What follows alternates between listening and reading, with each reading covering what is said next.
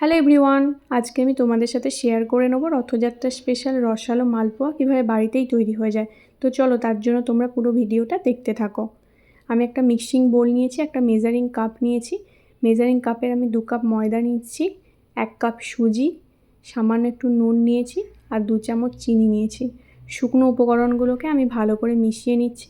তারপরে অ্যাড করছি 1 কাপ দুধ। দুধটা দিয়ে ভালো করে মিশিয়ে নিচ্ছি। অল্প অল্প করে দুধ অ্যাড করে আমি ব্যাটারটা তৈরি করে নিচ্ছি। দুধটা আমি বেশি ফুটন্ত দিচ্ছি না, একদম রুম টেম্পারেচারে রাখা দুধই দিচ্ছি। ব্যাটারটা আমি খুব ঘন করব না, পাতলাই করব, কারণ যেহেতু সুজি আছে, সুজি এমনিতেই প্রচুর জল টানে, সেই জন্য পাতলা ব্যাটারই তৈরি করে নিয়েছি।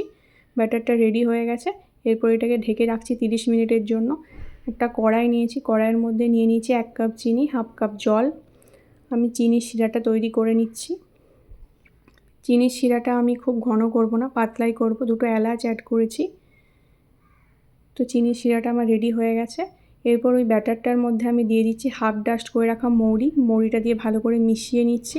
মালপোয়া ভাজার জন্য আমার ব্যাটার রেডি। এরপর কড়াই নিয়ে নিচ্ছি সাদা তেল, তেলটা গরম হতে দেবো। তেলটা গরম হয়ে গেছে। এরপর একটা একটা করে মালপোয়াকে আমি দিয়ে দিচ্ছি। গ্যাসের ফ্লেমটাকে একদম মিডিয়ামে রেখে আমি মালপোয়াগুলো দুটোর সাইডই লাল লাল করে ভেজে নেব। তো আমার সব মালপোয়াগুলো ভাজা হয়ে গেছে। এরপর এগুলোকে চিনির শিরার মধ্যে 2 মিনিটের জন্য রেখে দেবো। তো আমার মালপোয়া রেডি। দেখো কতটা নরম হয়েছে মালপোয়াগুলো। ভিডিওটা তোমাদের কেমন লাগলো অবশ্যই আমাকে কমেন্ট করে জানিও তোমরা। আর যদি ভালো লেগে থাকে তো আমার চ্যানেলটাকে লাইক, শেয়ার আর সাবস্ক্রাইব করতে একদম ভুলো না।